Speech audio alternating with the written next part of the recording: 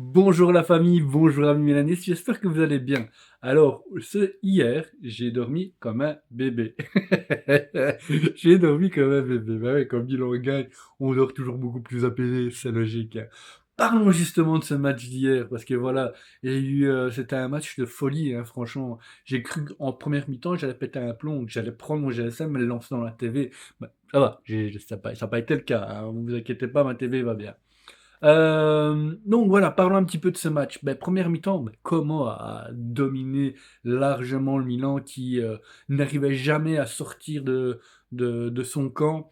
Allez, franchement, j'ai compté à la première mi-temps, si Milan gardait la balle plus de 30 secondes, c'était énorme. C'était énorme. Alors, il y a eu plusieurs choses aussi. Euh, Moi, ce qui m'a le plus impressionné, c'est Mec Maignan. Il nous a sorti trois parades, mais de feu de Dieu. Franchement, de feu de Dieu. Donc, les dirigeants, si vous m'entendez, je pense pas qu'ils m'écoutent sur ma chaîne, mais si vous m'entendez un de ces quatre, faites-le signer tout de suite, hein, tout de suite, il faut qu'il signe. Parce que Mec Maignan, il est trop important pour l'équipe, en tout cas.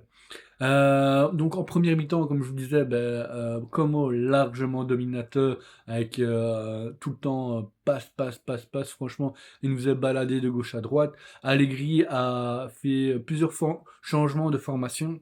On a commencé en 4-4-2, puis on est passé en 3, non, on est passé en 4-3-3, puis pour finir, on a fini en 4-5-1.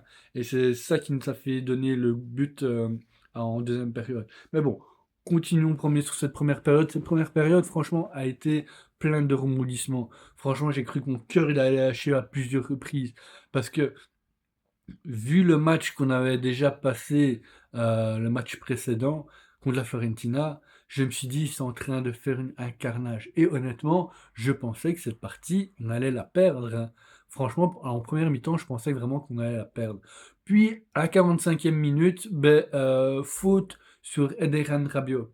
Ce qui s'est passé, ben, en fait, grosso modo, Saelemaekers récupère un ballon, il fait une belle transversale à Rabiot qui file vers le but. Et là, il y a un défenseur qui percute Rabiot et c'est penalty indiscutable. Il n'y a même pas eu besoin de rappeler la VAR pour justement confirmer le but.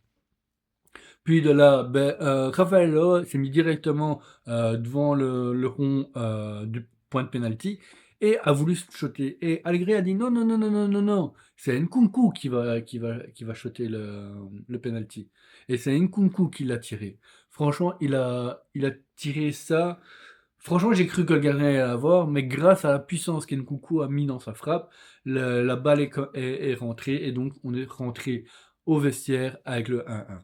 Et là, en deuxième période, on a vu un Milan totalement différent, totalement beaucoup plus combatif, beaucoup plus agressif sur le Como, surtout que voilà, le Como a fait en sorte de rentrer un peu plus de joueurs offensifs, donc il laissait beaucoup plus d'espace au Milan pour pouvoir attaquer. Et c'est ce que Milan a fait. Et grâce aussi à Füllkrug, parce que Füllkrug, franchement, il m'a impressionné, malgré qu'on disait que voilà, il serait pas présent, qu'il rentrerait pas en mi-temps parce qu'il avait son orteil cassé, il est rentré et il a vachement bien joué, les gars.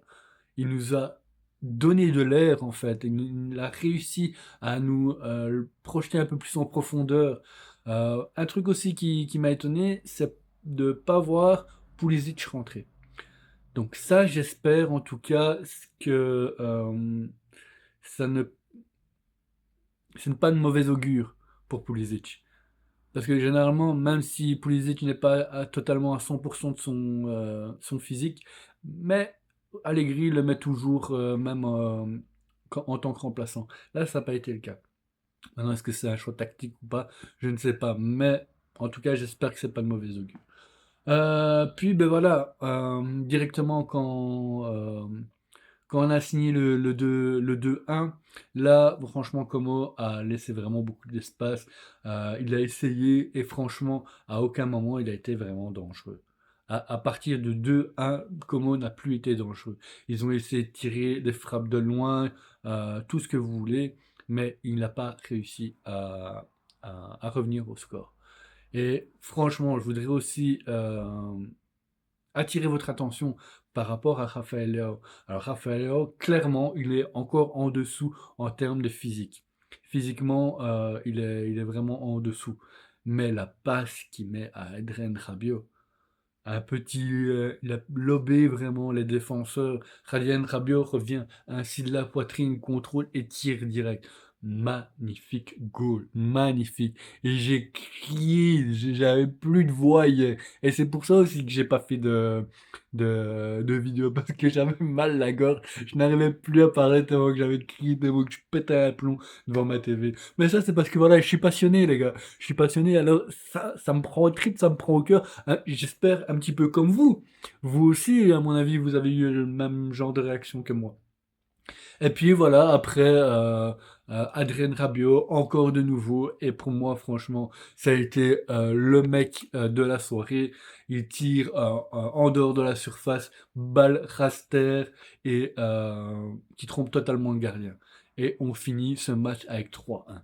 Franchement, très beau match, joli à voir, que ce soit en première ou en deuxième période, parce que franchement, même Como, il a vraiment, vraiment bien joué. Et ça a été la seule équipe de toute Serie A, parce que maintenant on a fait le deuxième tour, c'est l'équipe de Serie A qui a mis le plus en difficulté Milan. Alors oui, dans les autres matchs, les équipes avaient la possession de balle, ils tiraient de loin, mais sans vraiment être dangereux à la base. Tandis que là, comme il a eu franchement au minimum 3 occasions de marquer. Et si Mac Maignan, le Magic Mike, n'aurait pas été là pour faire la parade, mais franchement, on perdait ce match. Franchement, on perdait ce match. Petite chose que je voulais rajouter aussi, j'ai moins apprécié Modric, en tout cas en première mi-temps parce que, il était pas tout à fait là, présent. Je le voyais pas, je voyais pas, la grinta qu'il met comme d'habitude, qu'il est sur chaque ballon, là il y était pas. J'avais l'impression qu'il marchait en fait. Les rentrées aussi, les rentrées de Yachar, de Ricci et puis d'Atakame ont fait vraiment du bien. Et les Fulkrut, il est exceptionnel. Hein. Je sais pas, dites-moi vraiment ce que vous pensez en commentaire, mais pour moi, franchement, Fulkrut, il est exceptionnel. Donc, et franchement, mettez-les-moi, parce que voilà, j'ai vraiment besoin de ça. C'est vrai que ça fait un petit temps que je n'avais plus de fait vidéo. Et ça, je m'en excuse pour ceux qui me suivent régulièrement. Mais voilà, je vais essayer de reprendre. J'ai eu des petits soucis d'ordre personnel. Mais voilà, c'est tout doucement en train de s'arranger. C'est pour ça que je n'ai plus fait de vidéo depuis quelques jours. Voilà, en gros, voilà, une réaction un petit peu à froid, je vais dire, euh, sans vraiment avoir analysé quoi auquel ce match. À mon avis, je ne le ferai sûrement pas parce que on a déjà le match contre Lecce à domicile à 20h45 dimanche. Et là, ça va vraiment boucler ce gros mois de janvier où on a eu sur à peine 10 jours de temps 4 matchs. Ce qui est vraiment énorme. Après, voilà, on va être un peu plus relax. On sera vraiment entre une semaine et 10 jours entre chaque match. Tandis que les autres équipes, ça va être l'effet inverse en fait. Mais bon, voilà, on aura encore le temps d'en discuter. Voilà, j'espère que cette vidéo en tout cas vous a plu. Moi, ça m'a fait plaisir de vous la faire. Ça fait du bien de vous reparler, enfin, de vous relire pour ceux qui me mettent des commentaires. Et en tout cas, je vous souhaite une bonne journée. Forza Milan, per sempre, comme d'habitude, Milan va gagner. Sempre insieme a te sarò